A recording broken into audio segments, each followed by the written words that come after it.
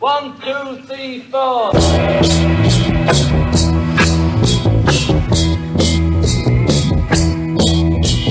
Tell me that you've got everything you want, and your bird can sing, but you don't get me. You don't get me. So, here's an interview with Cavanagh from Anathema. Today at the Boas. What's it called? Boa? Boas. Used to be called. Used to be Vagos. You know what's the meaning of Vagos in Spanish? Lazy. So, it's very good, it's very fun. So, the thing is, today he's just said that it's the birthday of Revolver. Yeah. 50 years old today, came out on the 5th of August 1966. It's my birthday. So Great. good. What a summer that was. I wasn't around, but imagine being In the 60s. With all that music. that summer, 1966. Oh, My God. God. 1966, 1969, Yeah. 1971, 1972, Well, 1970s. Let's start. Started going weird then, didn't it? The 60s was a happier time, the 50s and 70s. Well, the 70s was okay. Here we are. Yeah, exactly. That's me. Starmers Festival. Yeah, I told her about it, and I told her about your. Now is the time to congratulate you for your son. Oh, thanks very much. No, honestly, it was amazing. I was very brave. In front Very of Brian brave. May. No, That's what everybody said to me. Afterwards, they said, Jesus Christ, what balls, Brian Mazer, you got to do that song. And you're gonna sing the song. The only trick to do is you don't think about it, because if you actually think that, okay, well, you've got to just forget about what you're doing and where you are. You think about the song, Yeah. and that makes it easy. Yeah. Listen to that. I'm not gonna be able to speak now. It's my favorite album. Honestly, that one and the white one. So, well, we wrote down the questions. Let's just make it easy and nicer. What do you think about Jurgen Klopp? Klopp, he's a guru. He's a motivator. He's a leader of men. He's able to unite that fan base, which has been through some barren years, and I'm a supporter as well, so I'm hoping, yes, I'm hoping. Well, after that Dortmund game, did you see him after the Dortmund game when he was basically like a cheerleader on the pitch? I mean, some people think that's a little bit cringy, like he's over the top a little bit, but he can't help it. It's just the way he is. He's not going to apologise for it, and he shouldn't. His backroom staff look really, really good, and I think that's one of the most important parts of that kind of job is surround yourself with good people. And I don't know. Liverpool are in a very difficult position because of the money that's in the game now. We're the 9th richest club in the world, but the 5th richest club in England. You know what I mean? So the Premier League has gone crazy for them. Yeah. So trying to compete with that is tough. To win the league, if Jurgen Klopp actually wins the league with Liverpool, never mind the statue, they'll just find some. I don't know. He will be immortal in the city. Well, you never walk alone.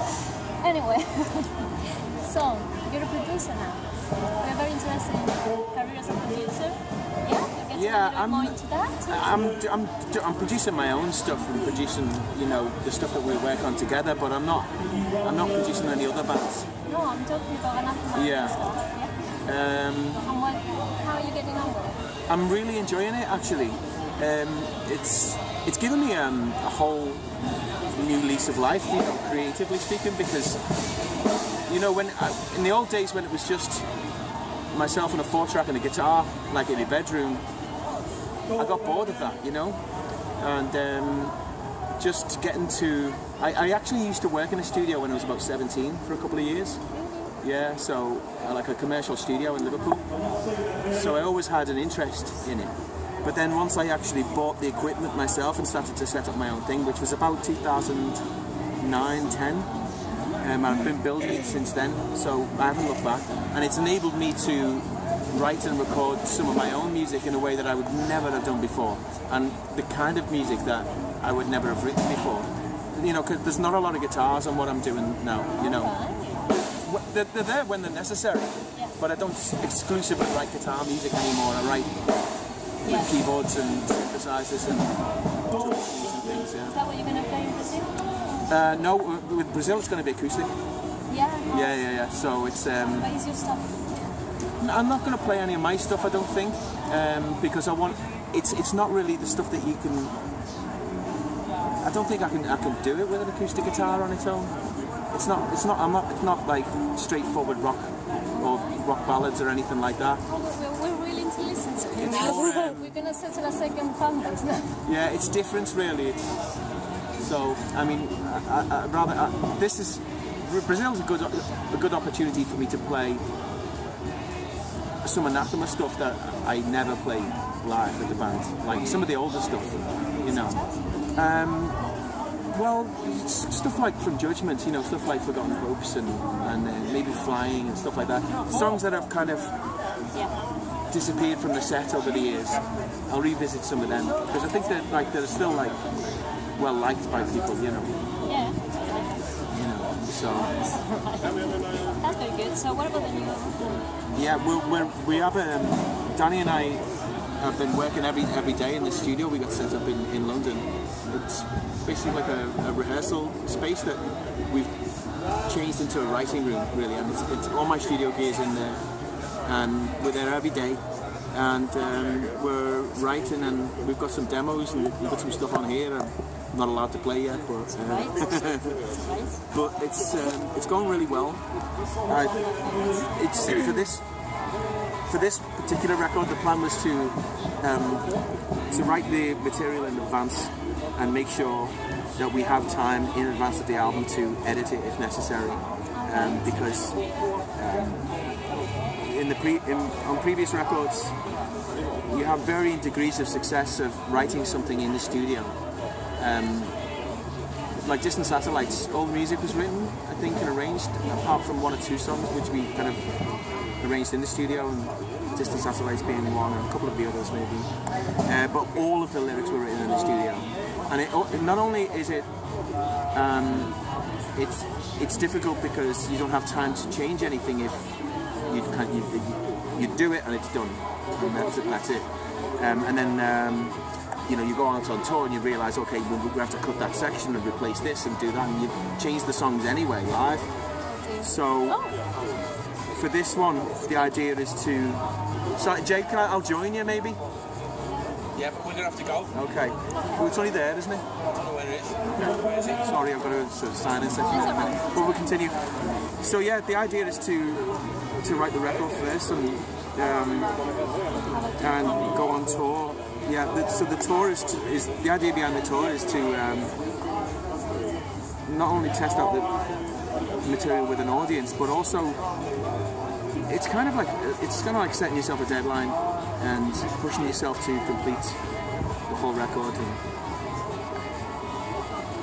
And there's something about the immediacy of if you're playing a new track in a rehearsal room, it's very, very different to playing it in front of an audience. There's just an extra sense of urgency, and it's got to be good, you know. So that's the plan for this. I think if all goes to plan, it'll make the recording process much easier, and it'll be a happier studio, it'll be less pressure, so we can focus more on the production and the performances and making sure that we capture the right feel. And what can we expect from the new album? Some jazz, some reggae? Yeah, some of that. Maybe not reggae. I don't know. Like it all depends at the moment, because we've got like a pool of so many songs. I've got like, I don't know, I've got about 15 that I'm working on at the moment. Danny's got probably around the same. John's. There's more than that, but we're starting to siphon down the material into like big groups of. There's probably about 40, around 40 between the three of us. And from that, we'll figure out what is the best album it's not always necessarily a case of what you think the best songs are either. It's what fits, it's what flows best, it's what you can listen to as a cohesive whole, start to finish. So that's the plan, really. And we hope. Because of the picture of the tour, it looks like a horror movie sometimes. The which? Picture of the what? Of the tour, of An Evening with Anathema. We all thought it was like, oh, they're gonna sing about, I don't know, The Exorcist or something. That's the moon? Yeah, I know, but it's long red, like, wow. Oh, right.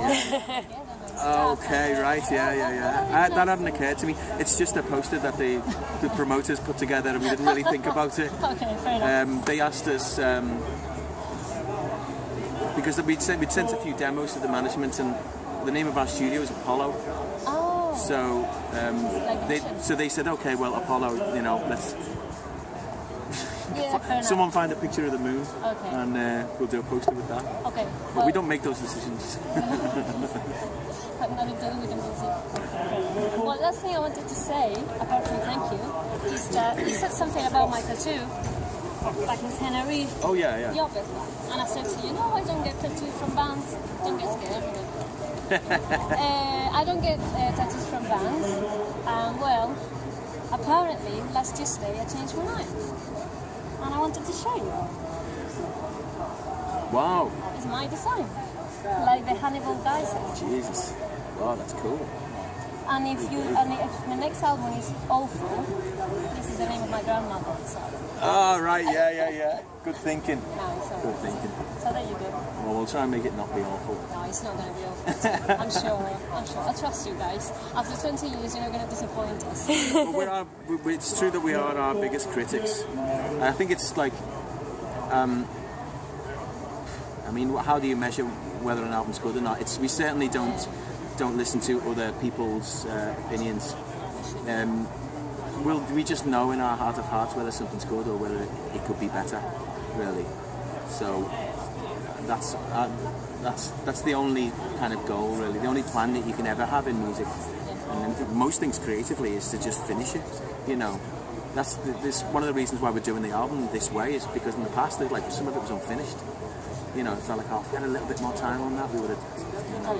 But, so we'll make sure we don't make those mistakes. I'm very perfectionist. Well, all right. You've got to live with it for the rest of your life. You've got no choice, you know what I mean? So. You both the same perfectionist as your twins? Yeah. Different ways, Jimmy.